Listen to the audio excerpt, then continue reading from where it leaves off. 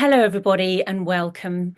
Thank you so much for coming to this evening's event. I'm delighted to see you all here. We've got so many famous authors as attendees, and that's just amazing to me. I mean, I just feel so proud to be here amongst these fellow authors, but then the attendees are amazing as well. So it's just so lovely to be able to celebrate the latest Black Shuck Shadows. It's a fantastic series. Steve Shaw has done an amazing job.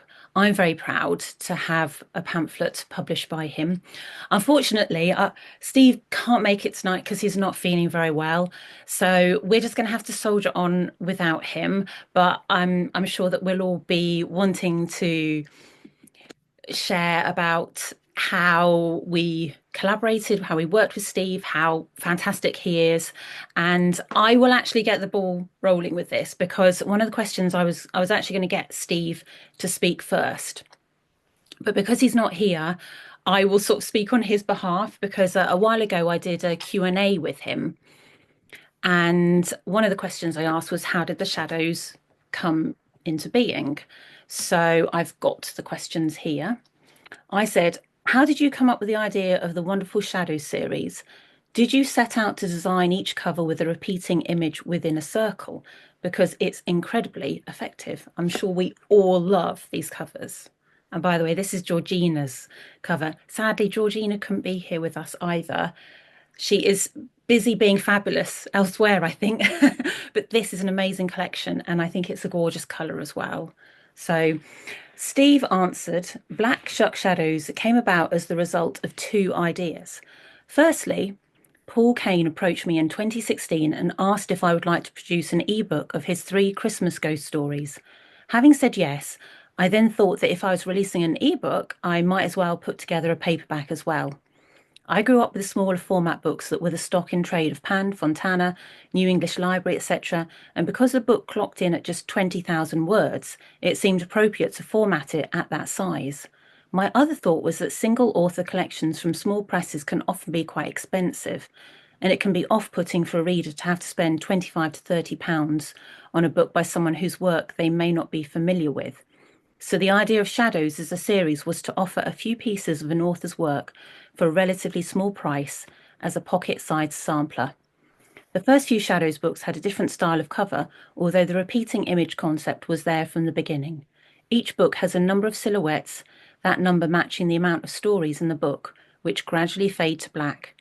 If I'm honest, I can't now remember what prompted that design, but it seems to be working.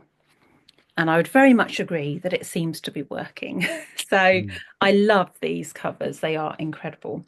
So the first author we will have on speak is Brian Evenson. So I will mute myself while we let Brian get on with telling us about how the book came into being, a short snippet from it, a reading, and we'll probably have some questions further to the end. So if you do have some questions for Brian, we'll try and put them at the end. But because he needs to leave a bit earlier, store up those questions and then we'll ask Brian as soon as the five of us are all finished. And can I just say, I finished reading this the other day and it is absolutely fantastic.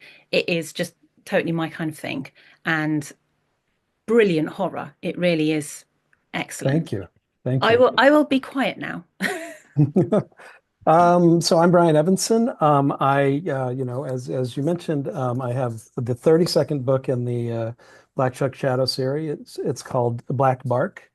And one thing I really love about this series is just the fact that it's such a great introduction to different authors. There's been a number of writers that I've discovered through these affordable volumes. Gary McMahon is one, Dan Coxon, this is the first thing of his I read. Aaliyah Whiteley also, and a few others. And I just think it's such a great idea. So my volume, Black Bark, you can see there's a kind of pattern made of barbed wire on the cover of the book.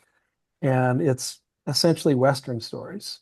I've published stories that are kind of horror, that are Westerns in a number of different volumes. And this is a way for me to bring some of those stories together and then also write a few more to go with it. So I'm going to read you just the first page or so of Black Bark, which is the title story, to give you just a little bit of flavor of the flavor of the book as a whole. So this is from Black Bark. They'd been riding 2 days straight now, climbing farther and farther up into the mountains in a bitter wind, searching for the cabin Sugg claimed was supposed to be there. Things had not gone smooth. Sugg had taken one in the leg, the thigh, and the blood had dripped down inside his pant leg and into his boot. Now Raleigh saw the boot was overfull and Sugg was leaving a drizzle of blood along the trail behind them. The side of Sugg's stolen Tovero, too, was slicked with it, and the slick had taken on a vaguely human shape, as if Sugg's leg, jostling back and forth against the horse, had been trying to draw someone with his blood. We got to stop, said Raleigh. You need to rest. For a long time, Sugg didn't answer. Then he said, in a voice just above a whisper, it's around here somewhere, bound to come across it at any moment. Where? Asked Raleigh. There'd been nothing for miles. When Sugg didn't answer, he said, it's going to be dark soon. But Sugg just kept on, or didn't rein his horse in anyway. Maybe the horse was just following its own path. They were following a trail that flirted with the fast-moving creek, curving toward it and then away again. At first, Sugg hadn't been sure it was the right creek. Now he claimed to be sure, but Raleigh guessed he didn't know for certain. He'd been saying for hours the cabin was just around the next curve, around the next bend, but no cabin ever was. Gonna be dark soon, Raleigh repeated. We should stop, make camp. Again, it took a long time for Sugg to answer, but when he did, his voice sounded a little stronger. They still following? He asked. Raleigh shook his head, spat. Haven't been for hours, he said. We shook him. Maybe they just want us thinking so, said Sugg. Maybe they're trying to take us off guard. Raleigh shook his head again. No, he said, it's just us. Sugg was swaying a little in the saddle. For a moment, Raleigh eased back on his reins and watched him. Sugg, he said, Sugg, you got to stop. Sugg didn't say anything, just kept riding. Sugg, Raleigh called after him. I'm stopping here. I mean it. But Sugg didn't look back. He just kept going, still swaying, keeping to his slow, leisurely pace as it took him around a bend in the path and he disappeared from Raleigh's view. Cursing under his breath, Raleigh spurred his horse and followed. And I'll stop there. That gives you a little sense of it. Gets weirder and weirder as it goes, which is kind of what a lot of my stories do, but I'm very happy to be here. That Black Bart story is fantastic. It is very creepy. So can I just ask, how did you collaborate with Steve? Did he approach you? Did you approach him? So I should, yeah, I forgot to talk about yeah. that. That's a good point. Yeah. So Steve approached me about contributing a story to Great British Horror as the kind of non-British person for the Ars Gracia Sanguis volume. And I was delighted to do that. I ended up writing something for that volume.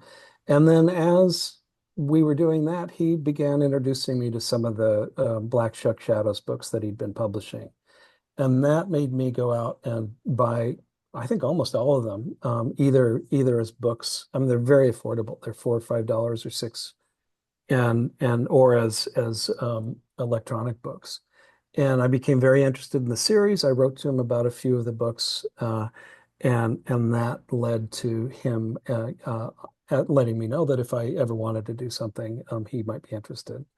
And I did indeed have an idea, so we kind of worked towards it and eventually got there. That's fantastic. I'm just wondering if I can find it now. We'll see. That's your That's it. yeah, Yep. because we're actually, and that's where I first discovered your writing, because Mm. I've got a story in this as well. Do And yeah. I read all the stories, and Cloud of Blood is fantastic. It is just right up my street in terms of the art and the the family, very British upper class family, and Yeah. the creepy painting. It's just totally my thing. So yeah, this is a fantastic book. I mean, there's Yeah, so the whole volume is really great. I was yeah. very happy to be an honorary Brit for at least the course of that volume. Yeah, and I just love art and horror, and I know Priya Sharma, one of our attendees, she writes beautifully about intertwining art and horror as well. So yeah, so I want to hear more Mm. from I want more stories from Priya as well, please, on art and horror. But that's brilliant the way that, and then you brought up like the Shadows collections, didn't you? Just so that you could get to know more authors' work. Yeah, I mean, I really, it really did introduce me to a number of different writers. And it's the great thing about them is that they're short enough that you can read them in a sitting. You get a sense of what people are doing. It's also like it's so great. I mean, I'm someone who's primarily a story writer, short story writer. And so it's so great to have a series that really is focused on short stories. Reggie Oliver, that's the other person that I was introduced to by Black Shuck Shadows that has been a very lasting, influence on me and whose work I really love. Did you find it quite hard to gather the stories together because some of them are older than others, presumably? So, Yeah. It was a little tricky. There were stories I might have included that I left out. There were two stories that at the time hadn't been published in a volume, as well as three older stories, and trying to figure out the order. In fact, the second to the last story in here, Contagion, is actually the oldest story in the right. volume, and so they're in a strange order. But I tried to figure out a kind of through line that would take us somewhere. And Mm, then the last story, Melcher in the Dark, is actually the most recent story. So the oldest story is followed by the most recent story. I see. Yeah. Yeah, it was a question of shaping, and there were things I might have included that just ultimately I didn't seem like they fit for the Mm. the shape of the book. Yeah, I mean, we can. I'm sure people who've read it or who are interested in it will want to ask you some more questions about it. And I won't ask too much. I'll just keep talking to you for the rest of the evening otherwise. But I am just was fascinated by barbed wire. I had no idea because your story Contagion contains so much specifics about barbed wire, and I had no idea how much work. Yeah. Effort goes into making something that somebody thinks of as so straightforward or simple, but ultimately maybe quite cruel. Yeah, Yeah. it's dangerous, isn't it? So Yeah, yeah. I Mhm. was just fascinated by the research you had done into barbed wire. So Yeah, I used to live near a barbed wire museum, and you very quickly realize that there's the commercial barbed wire and then all these other sorts of barbed wire that people kind of put together, and over 300 kinds of barbed wire. So that's the that story, Contagion, is kind of a metaphysics of barbed wire. I yeah, have a question, if I may. Firstly, I didn't know there was such thing as a museum of barbed wire, so I'm gonna have to Yes. Google that. Um, I was wondering if you start with a story idea or a character first, Brian, when you sit down to write. I can do either. It just depends a little bit. I mean, with that story, Contagion, I just started with the fascination with barbed wire, Mhm. and I ended up with a book of different types of barbed wire, and then the history of barbed wire is fascinating because it's a kind of history in America of the kind of conflict between ranchers and farmers, because the barbed wire is keeping the cattle out of agriculture. And so there's a lot kind of culturally that's going on with it. And then of course there's and when you start thinking about the 20th century history of barbed wire, has a lot to do with the kind of imprisonment of human beings. And so those things all became very interesting to me. And I often just start with those kinds of ideas and then just see where it'll take me. And hopefully it takes me somewhere interesting. But I can start with a character too. I'm very random. I'm not systematic. Whatever works, works. I'm a pantser, as they sometimes say. That's a good way. I can see we've got quite a few people interested talking about barbed wire now in the chat. So go back and look at that later on. So Barbed what wire was the anthology. yes, I know. Yeah, there's definitely scope for possibilities in that all of that there. So what I'll do is I'll do my bit now. We decided that we would go in order and I am 34 after Georgina's 33, which again I recommend this. And I am 34 Waterloo and because this kind of cyan turquoisey blue is one of my favorite, I was just so pleased that that Steve gave me that color because I love the cover and I think it's brilliant. So what I'll do is I'll just do my reading first and then just talk a little bit about how the book came into being. So I'm going to read from a story called The Pirate and the Selkie. Come down, calls Ivor to his son, who is still clambering over the salt-sprayed rocks, delighting in the strength of his human legs and the high places they can take him. It is dusk. The other Selkies are slipping from the rocks and into the water. The last catch of the day awaits. Ivor puts on his sealskin. Intent on pulling blubber and fur over his taut human skin, he does not see the pirate sidling out from behind a rock and taking his son's sealskin. When he is once more fully clothed in the body he loves best and about to return to the water, he hears his son's panicked voice, "Father!" Ivor turns to see his son in the clutch of a black-haired pirate, a knife at his throat. Fear turns his body to fire and ice. Another pirate, sword in hand, strides towards him. She is a terrible sight, her pale, scarred face determined, the one good eye malicious. Before he can bark out a call to his brethren for help, the point of her sword is at his whiskers. Don't make a sound. If you do, your son will die. Now get out of your sealskin and give it to me. Ivor does as she says, and when she snatches it from him, his lungs contract and his heart shrinks. His chance to escape has slithered away like an eel. The pirate tells him to get moving. The sword in his back indicates which way he should go. But as he walks towards the pirate's waiting rowing boat, he stumbles and falls. Just as he is about to slam into a rock, the pirate grabs him. "Look where you're going," she hisses, pulling him up fiercely. She is almost double his size and double his strength. She grins at him, then shoves him towards the boat and its 3 passengers. His son, the black-haired pirate whose skin is the colour of sand, and the pirate who holds the oars. Her skin and close-cropped hair are as black as jet. Ivor is glad to see his son is unharmed, though the rope around his wrists confirms what Ivor already knows. They are captives. "What do you want?" he asks of the pirate with only one good eye. Her hair, which is as golden as the setting sun, whips across her pale face as the boat begins to move. "Faster!" she commands to the pirate who is rowing. She turns to look at Ivor. "I'll be the one asking questions. But for the time being, all you need to know is that I'm the one in charge. And if you don't do as I say, you'll regret it." She peers into the distant gloom at something he cannot see. "From now on, the lovers' quarrel, the finest vessel known to woman, will be your home." A few moments later, they round a promontory, and Ivor sees torches and the bulk of a mighty ship. His gut twists like a shoal of fish trying to evade a predator. "Oh, Asmund," he despairs, looking down at his son. "However will I save you?"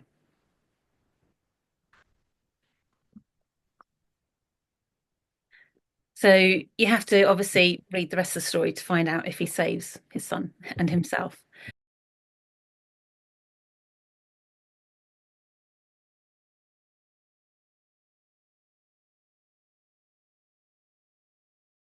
But anyway, what I was trying to say about The Pirate and the Selkie from my collection was that I did a lot of research for historical fiction, and of course, you hardly use any of it in the actual final story, but you feel that you've got to do this so that it feels genuine and that it reads genuine. So I hope people enjoy it. But when I actually look back on the collection, what was interesting was that I realized it was a lot to do with forgiveness, about how we forgive ourselves and others when terrible things have happened in our lives, or maybe we've made bad decisions. And forgiveness is something I'm fascinated by the theme of forgiveness and how people see things very differently. So yeah, so looking back on my collection, I was quite intrigued by that, to see that all of these stories were about forgiveness, which I just hadn't realized at the time. And I don't think I've got much more to say actually. I feel that I've been doing too much talking, so I'm happy to pass over to Kayleigh. And if we've got some questions at the end, about my collection, I'd love to be able to answer them. But I'm going to pass over to you, Kayleigh. Um, so this is my little offering. It's called The End, and it's a book of the apocalypse, basically. I apparently really like destroying everything in various ways. And it's a mix of straight up horror stories and sort of more humorous horror stories alternating. And I'm going to read a little extract from a story called Dead. It's jolly. And yeah, okay, I'll just start and then I'll talk a little bit more about how I put the book together after. Grace knew that she was dead the moment she sat up on account of the fact that her body didn't sit up with her. It just lay there on the laminate flooring. She allowed herself a moment to register that her top half was upright and her bottom half was still just sitting there inside her hips and legs, and managed to draw herself back from the edge of panic. Worry about what you can control. That's what her boyfriend Eric always said when she was spiraling into anxiety. Though, to be fair, anxiety usually struck because of an unusually high bill, or that weird sound her car randomly made. She'd never woken up dead before, and that seemed like a little bit more of a severe problem. She breathed deeply, or rather went through the motions of it, quite proud of her composure despite having to climb out of the rapidly cooling meat of her former self. She got to her feet and tried to recall her last moments. She'd been bleeding out, she remembered, although it didn't take Sherlock-level skills to work that one out. There was a rather enormous and unsightly pool of her blood, the last drops of which were trickling from a dirty wound on her neck, and it was still spreading. So quite recently dead, then, she deduced. But what happened before that? And then I'm going to skip ahead a little bit, but basically she just recalls the memory of digging up some tiles in her basement and unearthing a zombie, which bit her and made her quite dead. Staring down at her body now, Grace felt a little fed up. How unfair that she would be essentially chomped to death when in the act of trying to do a good deed. Also, she realized as she gazed down, she had wet herself at some point during the ordeal too, as if bleeding out all over her new laminate flooring wasn't bad enough. It was stupid that she flinched back when she heard someone coming in through the front door a moment later, on account of being dead and all. How much worse did she really expect this to get? Besides, it wasn't some random house burglar entering the small fire that she stood all ghostly in. It was just Eric getting home on his lunch break. "Babe," he yelled into the ether, "chuck the kettle on." He stopped, his eyes dropping to her body on the floor, to the blood.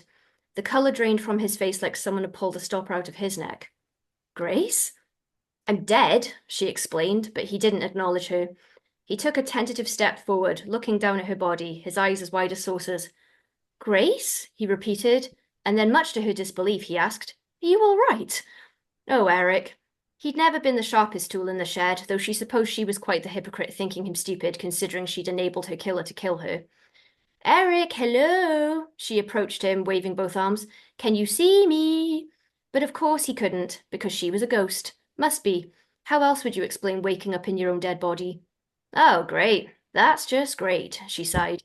She thought about every ghost film she'd ever seen, how the common rule was that ghosts couldn't interact with the living or move objects unless some shouty dickhead on a train taught you how. This was going to be shit. Trembling, Eric took one last long look at her still corpse, her wide-open eyes that stared at the ceiling, and then sidestepped her and went into the living room, taking care not to step in the blood.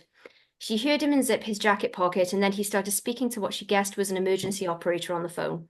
He sounded so sad, and now so was she. There was quite a lot she hadn't done in life.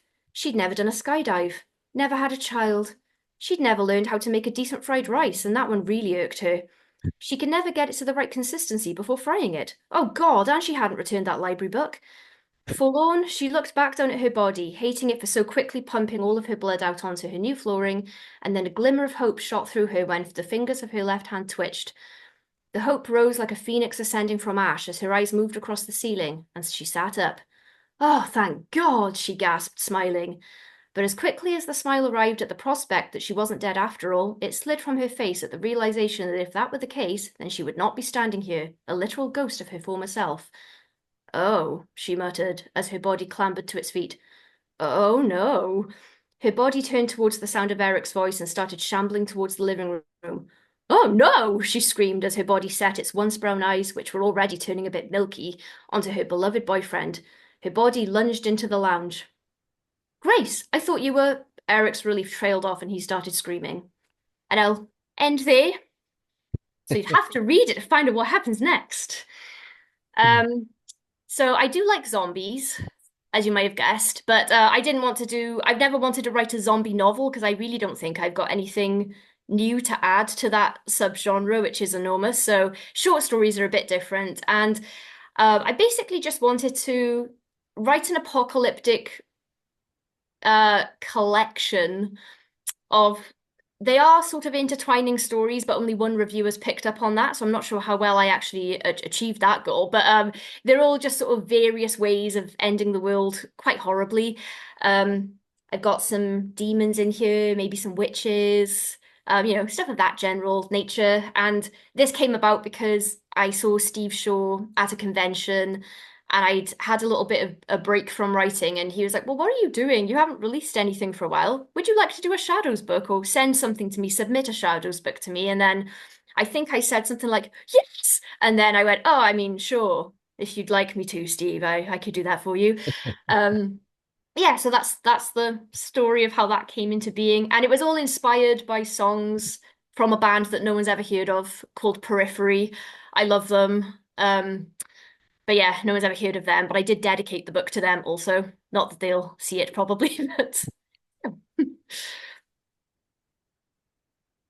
should send them a copy. what's that? Send them a copy. I was trying to find a PO box for them. Apparently, they've got bigger now, so they're harder to, just get an address for. So, Their agent is usually the place to go. yeah, I emailed him and didn't get a reply, so I'll just, find them at one of their next gigs, hang around like one of those backstage types. I definitely got the fact that they were kind of interlinked, weren't they? They were all happening in the same world, and it's just so utterly, oh, Kayleigh, it's just you do so well with intertwining humor Oh, and thank you. horror, and that last one, yes, the priest starting to Oh, rape that. people.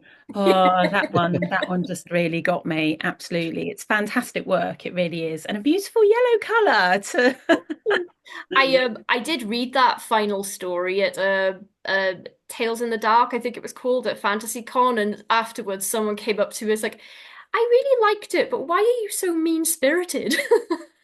I just had to. it is a genuinely creepy book. It's so many you have considered all the various ways that we could come to an end. So Oh, I could do more.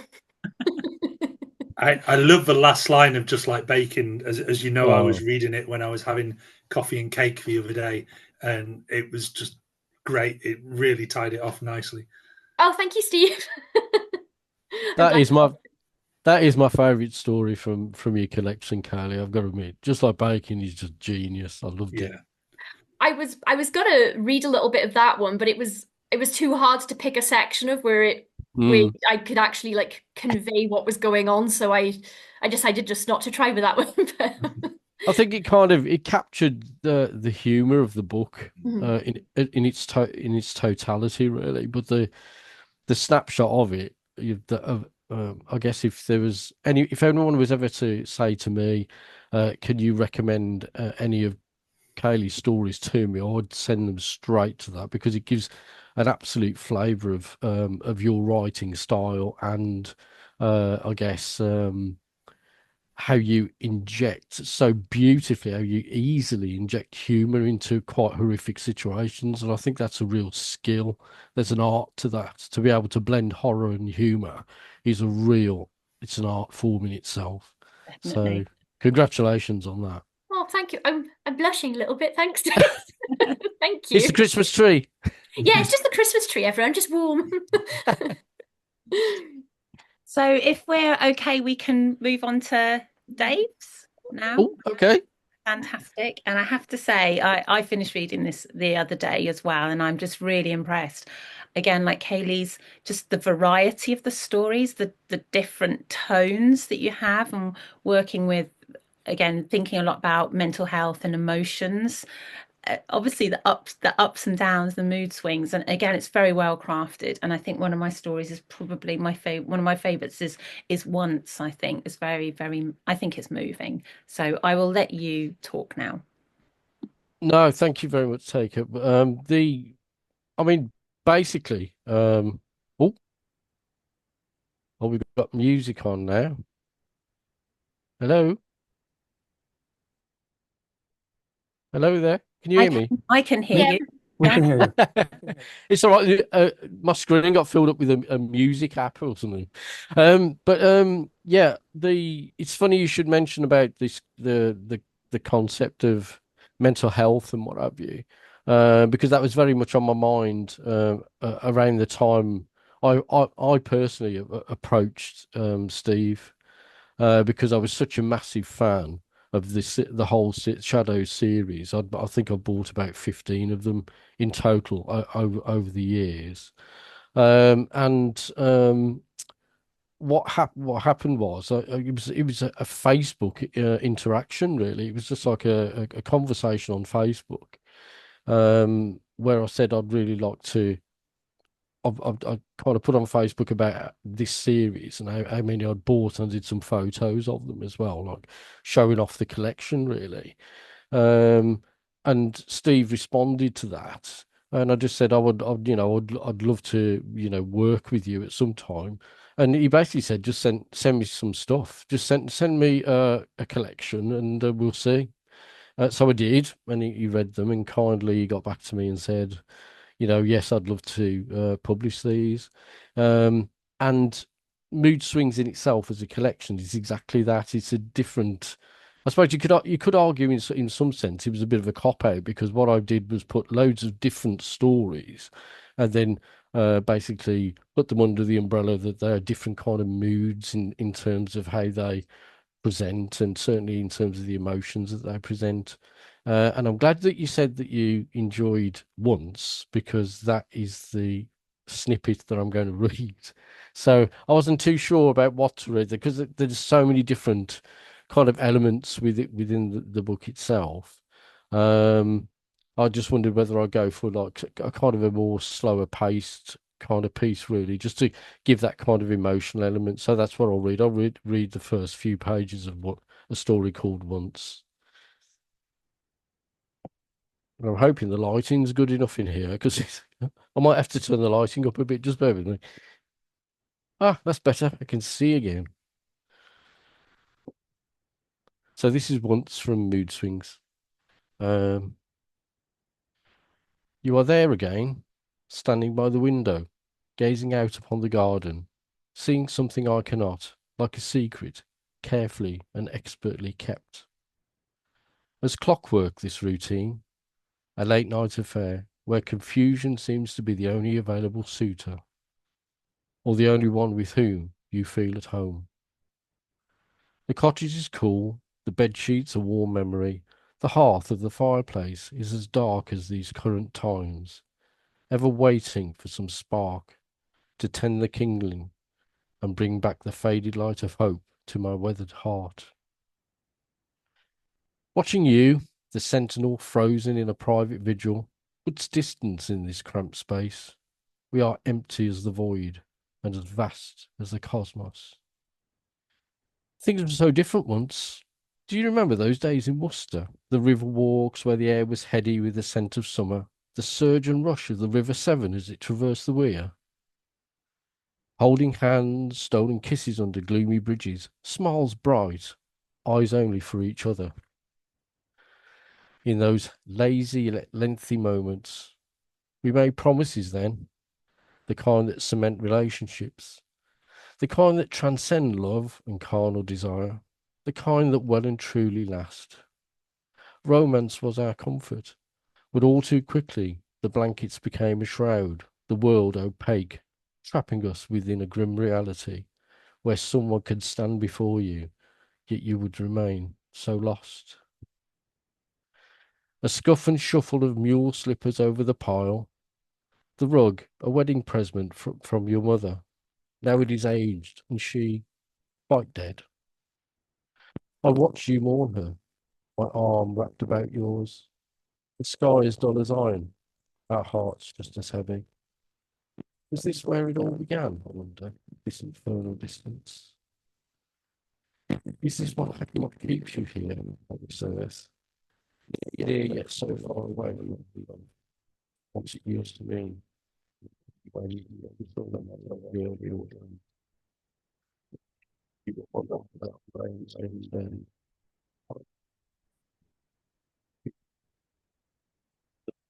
work if private counsel, where I'm nothing more than a mere observer. So that was a snippet from a story called Once, and it's okay. Thank you. I think in terms of the story behind that, it is very much about someone who is struggling with the concept. It's very much a metaphor for someone who's struggling with mental illness, in particular. Someone who's got cognitive issues, issues of dementia and what have you. But I wanted to kind of frame it within very much like kind of a ghost story. It can be interpreted as a ghost story. It can be interpreted as someone who's going through an emotional struggle and what have you. And that kind of shaped what I wanted to do with the book overall, really. It was about making sure that there were many different voices and many perceptions and presentations of what could or could not be mental illness. So that was kind of the framing of that. That's fantastic, Dave. Thank you very much. That's really good. It's a really, really good book, Dave. Thank you very much.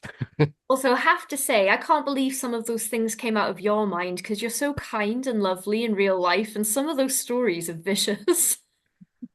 That's why he is so kind and lovely in real life, is because he got them all out. That is true. I let it all out. I get it all out there. No, thank you. But I think it is a beautiful, it is just a fantastic collection. So I'm just aware that the time is pressing, and I want to give some time to Steve in case anyone needs to rush off at 9. I know we've got Brian leaving. So Steve, shall we pass over to you? That's okay. Okay. So my collection is Dirt Upon My Skin. I'll talk a bit about the collection in a second, but I'm just going to read the first couple of pages from one of the new stories in the collection that's not a reprint, called Breach. Let me just get a drink of water. Excuse me, it's quite late here. With soil-stained hands and muttered words on his breath, the lootomancer crawled across a topsoil-stripped site on his hands and knees, laying out protections that would keep the archaeologist safe during the excavation. First, he entwined the 52 archaeological herbs around the boundary of a derelict building plot to honour the whole of time. From a skin bag at his throat, he took out a small human figure made of the 3 sacred colours of clay, shattering the effigy upon the scraped back soil below the location of their excavation. Next, he soaked the ground with a libation of rainwater and nettle wine, the limbs of a figurine melting back to mud in the torrent.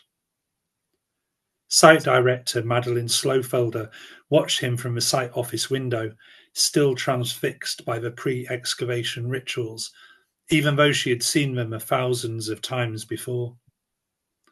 From the floor, the lootomancer picked up handfuls of gravel, scattering stone and grit to still the air. Each grain of dirt spinning like a tiny planet scoured of life. She picked up the site diary, walking down the metal steps and across to where the lootomancer continued to murmur, flinching only slightly as a suspended spoil brushed against her skin. "Are we ready to start?" she said, looking around at the preparations. Technically, he outranked her, but this was her excavation, and he would follow instructions. The Royal Charter insisted on such a chain of command. The area is prescribed following the plans provided. She nodded and opened her bag, taking out red and white silk ribbons to mark the trenches. Pacing out the edges in broad strides, she placed a skein at each corner. When she spoke the survey words of command, the ancient angular syllables scratched her throat raw. She paused to take a sip of water, stepping back as the ribbons unfurled vertically, precisely defining the limits of their excavation. Their tools would not work outside the provision given by royal assent. The air inside was paused and held, not moving, a necessary step to allow them to peel away the layers of time. Stillness filled her thoughts. This was the moment of being an archaeologist she loved best. The anticipation of what would be uncovered as they scraped away the years, as they revealed the past. The first to see some of these events for 2,000 years. She took a deep breath. Paused air always tasted sweeter. So, my background is I worked as a field archaeologist for quite a few years. I have an MA in landscape archaeology. I worked in commercial archaeology and various other bits and pieces. So I had a story in Great British Horror 2, but Great British Horror 8, Something Peculiar. And there was a Facebook conversation, and I can't remember how it came around, but Steve said, I'd be interested in seeing something for you. And I've had this idea for ages of bringing together all my archaeology-themed horror stories. So my second ever published story was called God in a Box, which I think Dave recently did a reading of, which was fantastic. I love that story. Thank you. And I've written stories using archaeological site reports to tell the story, which is Terminus Post Quem, which is in there, and various other sites about aerial photography. So those all came together. And I wrote one new story I had already, which was Breach, which I just read from, and I wrote Zaunkönig, which is based on an excavation I was on, which was in winter, in the rain, which was miserable. So what I tried to do is get those elements of commercial archaeology and put them in different settings. So that one's in a second world setting, which is a very dystopian society ruled very, with an iron fist. Another one, someone making doing an excavation in Faerie, and all the problems that are attending with that. So when I approached Steve about the book, I said, I've got this idea for the cover, and I sketched something, and he did this beautiful design with the trowels. The colour is taken from a thing called a Munsell soil chart, which we use for describing the soils on site, and it's a particular page in that, which is 10YR43, which we normally use in British archaeology to describe the soils. So it's all themed, and he did such a fantastic job of pulling it together, and it's exactly what I was looking for. So yeah, an amazing experience working with Steve on it. Well, that was a great reading. I can see, just skimming through, I could see people saying that you've got a great reading voice. Thank you. Thank you. I'm just aware that Brian might need to leave us in a moment, otherwise the Hollywood executives will be. I do have to go in just a second, yeah. So, but this has been a pleasure. Oh, well, thank you very except much. for the very strange interruption, but yeah. Yeah. I think when it's done, I'm just gonna go and have a bit of a cry. I think I'm just gonna go to bed, just pull the duvet over and just cry. I don't know, it seems that whenever I do some sort of event, technology and trolls or the technology just that bad, Teika. There's been worse. Yeah. It could have been worse. Yeah. But yeah, thank you so much, Brian. Do you have to scoot off right now then? Is that right? I should, yeah, I do need to go. So, but it's been very much a pleasure. It's so good to see everybody read. It's also nice to see Priya's face, even though you're not reading. So I'm delighted to see you. Nice to meet you. I just have yeah. to be here because these guys are great, and it's lovely to see you. I look forward to reading your collection and Dave's because I've read all the others. Excellent, yeah. And Steve, I really like your collections that Michael published as well. So I'm pleased to have this one now too. Oh, thank you. All right, I'll say goodbye. Have a good time. Yeah, take care now. Thanks a lot, Brian. It's really kind Bye. of you. So I suppose we could open it up to questions. I was going to ask Steve a question immediately, which was, were you ever worried that, because it could be said that archaeology is quite a niche interest, do you worry about your stories that they might be too niche, that somebody might say, oh, I know nothing about archaeology, it's going to be boring, or it's not going to make sense to me? Or no, for a couple of reasons.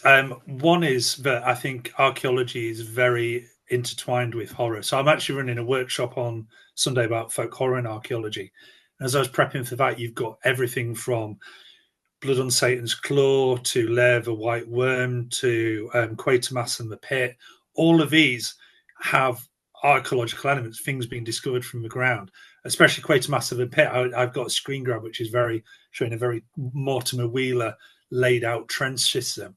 And the other thing is, most people, if you say you're an archaeologist, will go, "Oh, I wanted to be an archaeologist when I was younger," and the genuine interest is really strong. So I wasn't really worried about that element of it. I didn't want it to come across as, "Oh, this is how archaeology should be portrayed," because that's not what I'm doing. But it was, can I use my job to tell interesting horror stories and situate from situations I've been in? So a lot of the sites in there are inspired by things that I've either done or worked on. So, yeah. Yeah, oh, that's fantastic. I'm very happy to open it up to questions. I mean, one of the things I was going to say before they disappear off, I also wanted to mention, just talking about how Black Shuck is just, not only have we got these amazing collections, and I've got my other ones out here just because we've got some really great ones. We've got Alison Littlewood's The Flowering, which is amazing. And I think earlier on, I think Brian mentioned Alia Whiteley as well, her Fearsome Creatures. Dan Coxon's Green Fingers is great. And I believe this won a British Fantasy Society Award as well. Oh, Charlotte's, yeah. Fantastic. And then we come back to the beginning, and like I said, reading from what Steve had said, that was the one that started it all off. And then I've got actually, I think the very first one I read was Penny Jones's collection, which is fantastic. So I do. Oh, that is great. Yeah. Yeah. And I've also got these three. And I wanted Phil Sloman's is fantastic. I mean, they're all just amazing. Yeah. I must admit, when I was writing Waterloo, because Thana Nivos is about water as well. I mean, it's not so many writers have written about water anyway, but I read that and it was so brilliant. But it just shows that water can be a theme that you can have so many stories. It's not something, because I was going to say that mine's quite a general theme, whereas yours feels quite specific, Steve. Then I was worried that, oh, it's so general. Well, there's the good thing that you kind of think, well, most people have some sort of experience with a sea or swimming pools or something, but not archaeology. But then again, also because the sea is more general, then there's going to be lots of people writing about it. So maybe there's not an interest in it. But yeah, it's so I just wanted to again just talk about the different collections. And whilst we've got them here, probably I just wanted to talk about some other great books that Steve has published. Two fantastic novellas by Neil Williamson and Tim Major. Really enjoyed those recently. I think people have been talking about these on Facebook. So that's my piece. I just wanted to mention that I just think what Steve Shaw is doing with Black Shuck is brilliant. And I really hope that I know we appreciate him. I just hope he gets more recognition, because I think what he's doing is really fantastic. And I think with these Shadows collections, the fact that the price is low and it's small and it's pocket sized and you can just read it in one setting I think that's a really brilliant way to draw people into the horror genre.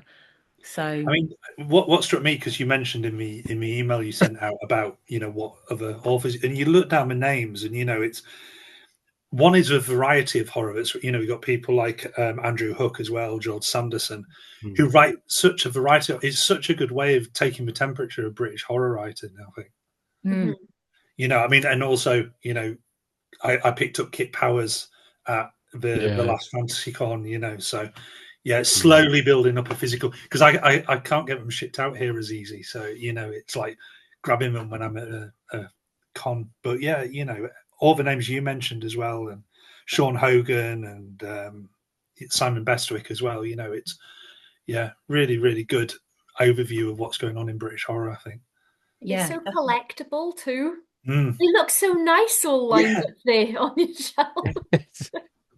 I think that's the problem with them, though, isn't it? I think because they just look so good on a shelf, and for like a collector anorak like me, I mean, I'm just there, I mean, yeah, it's just like it's only my resources that stop me buying the entire lot in one hit, to be honest.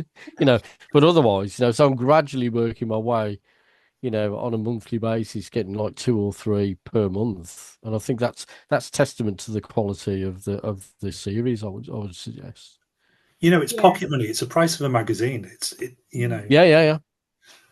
Yeah, I have almost all of them, and I'm hoping that Santa will bring me the few that I'm missing. And then I will post about my nice collection, complete collection. But they are all, I haven't been disappointed with a single one. I think they're all consistently, and they're all different. And also, I just want to say, Teika, a lot of people do write about water, but the way that you write about water-themed things, some of your stories that have me like really emotional, but also I feel like things are slimy. Like you do like really visceral like descriptions, and I start feeling like I'm in water, and I mean that as a compliment, obviously, but but yeah, I don't know what emotion to do when I'm reading your work and Waterloo in particular, because I like to read them all in one sitting. So I was just being bounced around my whole emotional spectrum for that. But then, yeah, also feeling like really creeped out by your slightly more sinister stories. It's really good, is what I'm Oh, trying to say. I was thank going to you. use the word amniotic rather than water for Yeah, Taylor's. Yeah. yeah, Yes, that's what yeah, it is. that's where the slime comes in, the fact that it's more amniotic fluid, yeah, because mothers nearly always feature in my stories, or at least certainly they're very female centered, I think, because I just interested in writing about that so much. But I did want to I want to sometimes balance that and try and make sure that there's occasionally I have stories in there with male protagonists. So, and when I'm editing a collection, when I have pointed out to authors if they want to have a greater diversity of protagonists, and so it's been interesting to have those kinds of chats actually. But I'm very happy to open it up to questions if we do have questions, people can unmute themselves if they want to and ask questions, or we can go to the chat if there are questions.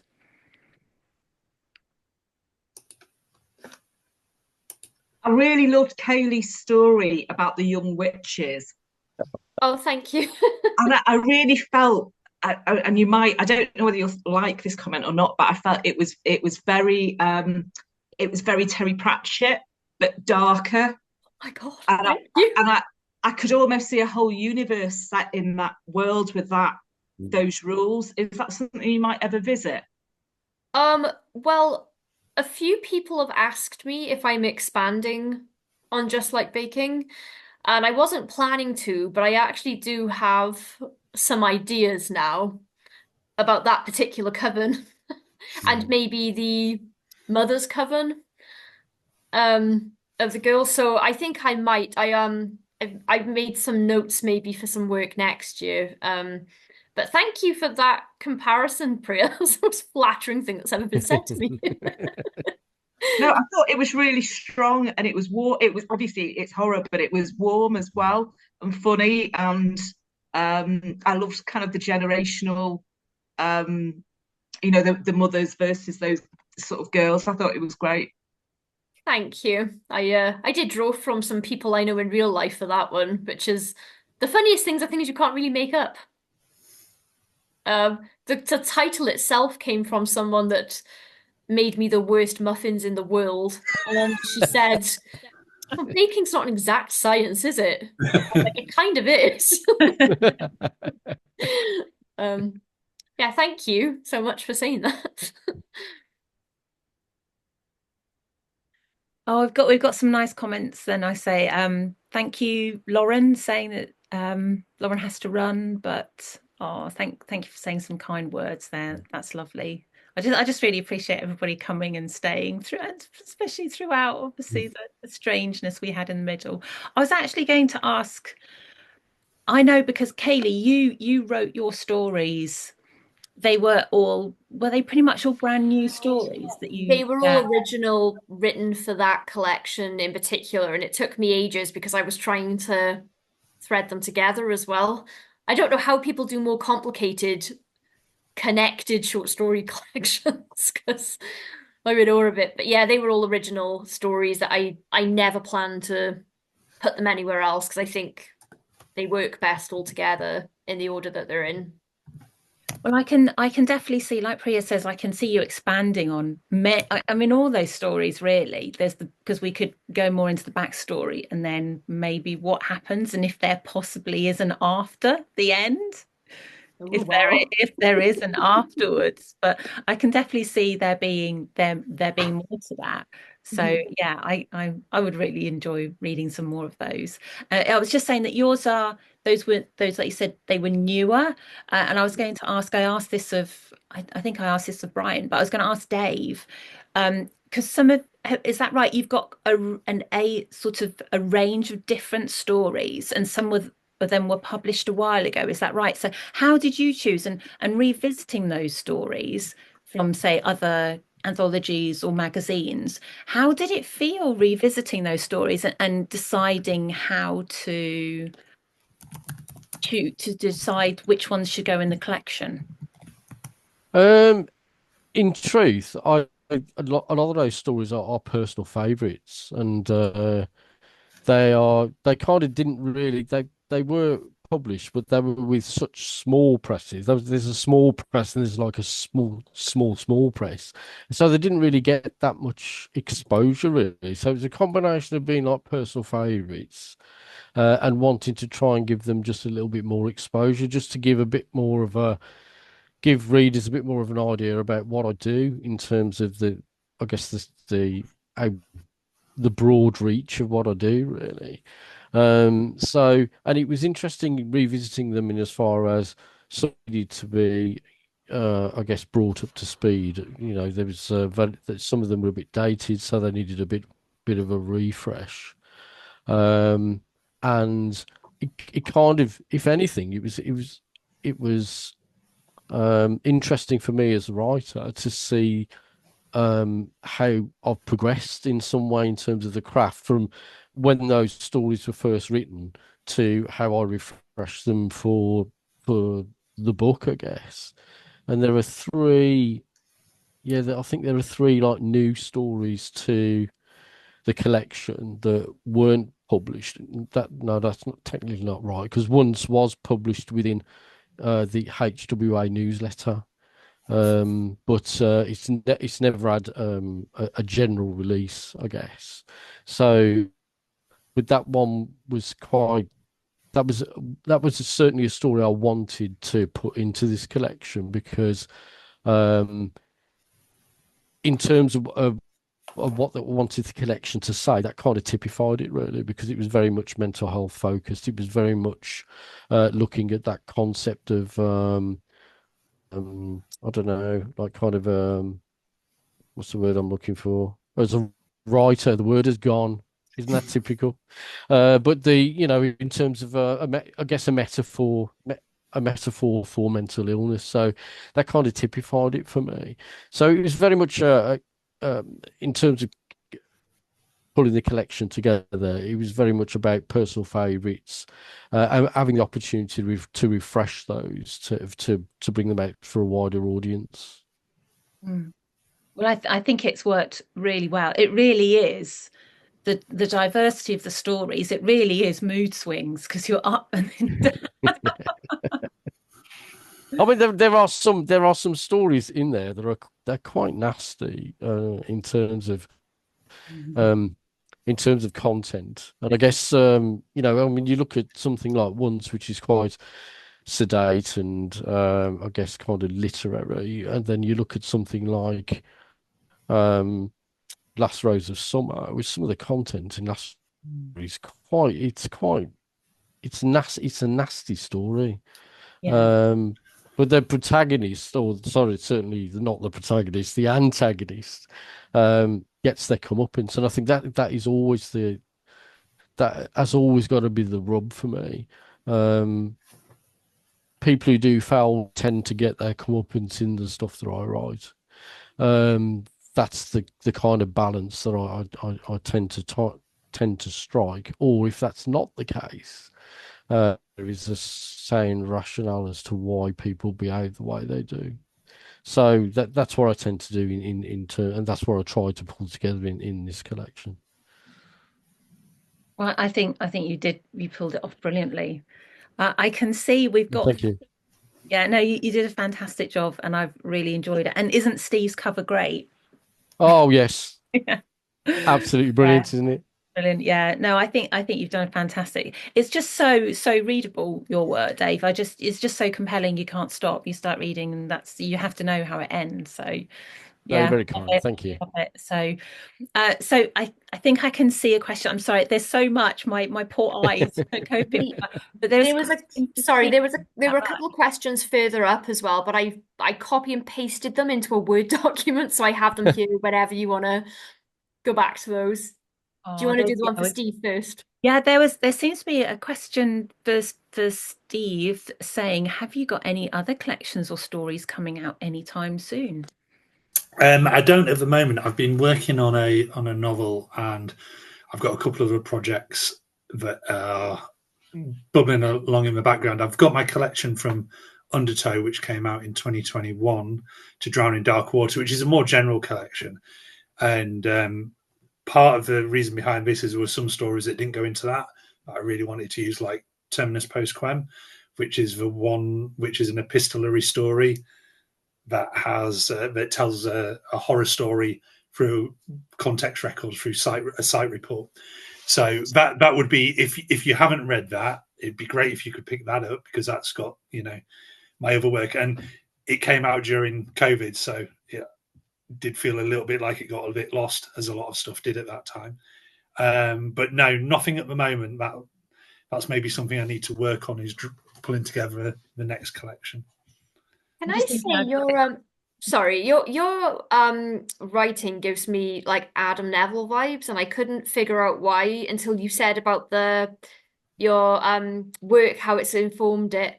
And that's the biggest compliment I can give anyone. Don't know if anyone knows I'm quite the Adam Neville obsessive. So You think my work reminds you of Adam Neville? yeah, it's Yeah? it's Oh, thank you. yeah, because you write so beautifully, but there's Adam works very much with like landscape and history and all of that as well. So that was the kind of like feel I get from your writing as well, Steve. Oh, thank you very much. More of a comment than a question. I think this micro collection from you, Steve, is amazing just for the breadth of writing, because you go from stuff like God in a Box, which is 2 pages and 2 sides and very funny, through to the story about the aerial photography, which feels very sort of kind of high literary to me in a really beautiful way. Very clean. There's nothing sort of pretentious about that when I say high literary, but just the variation. And then you've got pigeon horror, which works very well as well. So just for breadth, it's really impressive. Yeah, so to Rectifying Silver, which is the aerial photography, the central event in that, where there's a death. It didn't result in his death, but that actually happened on site. Someone was putting together a photography tower, and the platform came down. So it was a near miss, but yeah, I did see that. Yeah, the pigeon horror, that was for Johnny Maines, was putting together a book of animal attack stories, sort of 1970 style animal attack stories. And one of the things with doing building survey is you have pigeons, and pigeons are incredibly toxic. The dander off their wings can cause a disease which is very like asbestosis. It rips the lungs apart. So you have to wear full breathing equipment. Pigeon Fancy's Law. Yeah. And so I decided to try, what if pigeon zombies, but written straight, as absolutely seriously. And so that's where that came from. Can I ask a question? Sorry, I'm not on the screen because I'm sprawled across my sofa and I'm not kind of camera ready. I'm really curious. A question for all of you. And this may sound like a strange question because we're discussing books from a kind of horror publisher, but to what extent do you lean into genre when you're writing? Are you self-consciously writing horror, or are you writing and what comes out you then find sits within that genre? That's a good question. Thank you very much, Ben. I didn't really know that I was writing horror when I first started writing horror, if you see what I mean. So I just thought that I was writing what was dark fantasy. And then the more I read, and I had definitely sort of categorized myself as not a horror writer because I'd made all these assumptions about horror that I always thought horror was kind of splatter horror and it always had to be very bloody and always involve certain tropes of horror that I wasn't maybe particularly keen on. So I thought, oh, I don't write horror. And then I did start writing stuff that was fantastical, which was fantasy, but it ended up being quite dark. And then I started writing some other things because I've got a collection called Umbilical, and there's some science fiction stories in there. But they would probably be considered horror because they've got some body horror in there, but it's science fictional. And so it's really difficult. I suppose that comes down to what the definition of horror is. But then when I started realizing that any of my stories, whether they were fantastical or science fictional or even literary, if they had elements of horror or body horror or some gore in them or people just being really, really nasty, I realized, oh, I think this is horror. And I really enjoy it. I really enjoy writing it. And then I realized that I could submit, there was this whole other world of brilliant genre magazines and publishers, and they actually liked my work. So that's I started realizing, oh, my definition of horror had been far too slim. And so I personally think if any story, whether it's literary, science fictional, or fantastical, if it's got some elements of horror, I think that makes it horror. But I don't know. I'd love to know what other people think about the definitions and whether that is a definition of horror. Yeah, I think I also review books exclusively horror and I tell people they can send me anything as long as it reasonably fits in some sort of horror subgenre. And sometimes authors send me emails saying I don't know if this, but like it feels like it to me. And I've discovered so many different types of horror because of so many different types of indie authors. It is the indie horror industry, I think, that's actually bringing in so much what's the word I'm looking for? Variety, versatility. But I'd say anything that disturbs me a little bit in some way counts as horror for me. Uh, I don't set out to write horror specifically, but I think that that's just where my brain is all the time because that's just what comes out. So I don't think I consciously I'm not like am I deciding to do it? I think if I'm trying to write something scary, I'm trying to dig somewhere emotional.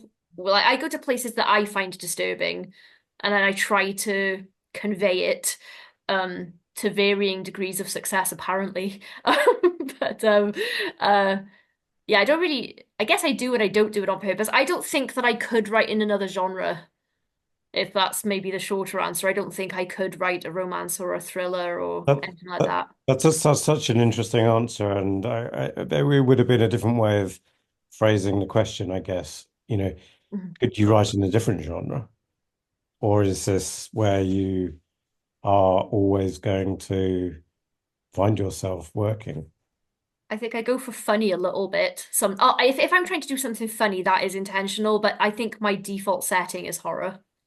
Well, you could say that horror and comedy are the two things that defined not by particular tropes or content, but by the effect on the reader. Yeah. So they could be comedy or horror versions of any genre, really. I mean, I was going to say, I said in the comments. I do magazine writing as well. So I actually started writing for motorbike magazines and I write for 14 Times. So I obviously don't write horror, but for a lot of subjects, so I've done artistic commissions and I did a project called Haunt about homelessness, which is my background. And I think writing in genre lets me approach subjects like that from an oblique angle rather than straight on, which you get with a lot of literary fiction. So you can deal with the thematics of it and the horror of it in a slightly more accessible way sometimes, if that makes sense. I think when I first started out, it was blatant horror. That was my focus.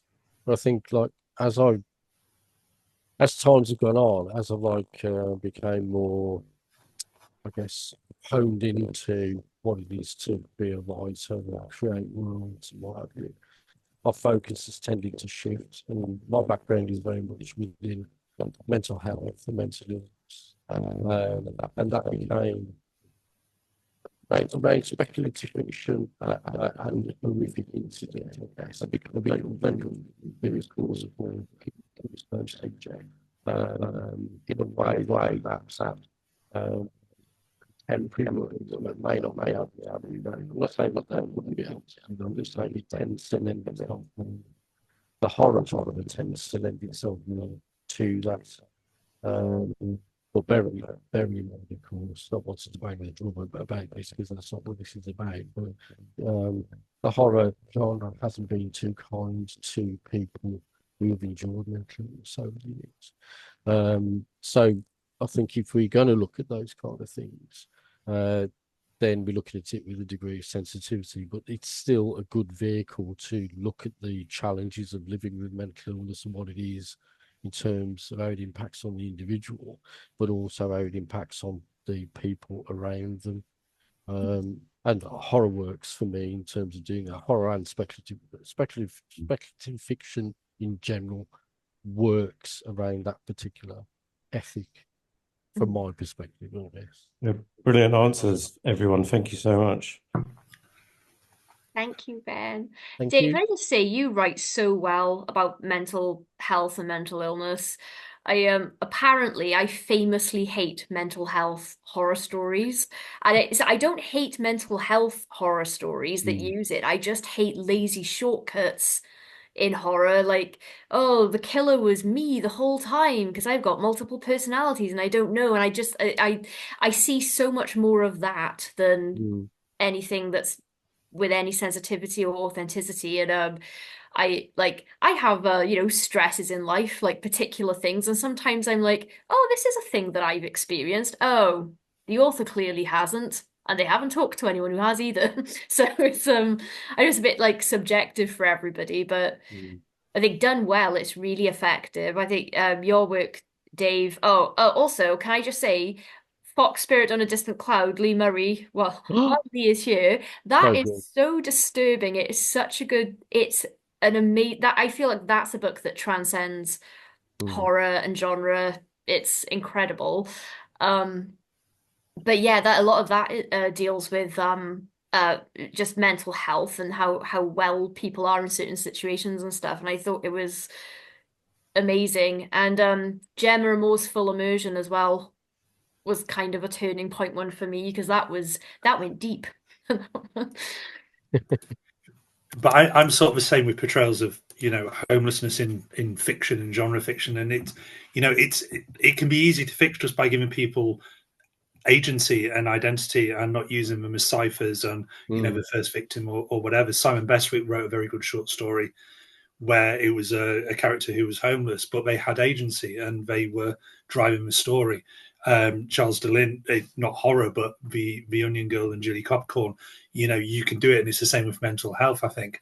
If you're giving them agency and identity in the story so that they can drive the story rather than just being, the killer because they've got mental health issues, or, they're killed, the first person killed because they're on the street. You can write more nuanced fiction using these themes.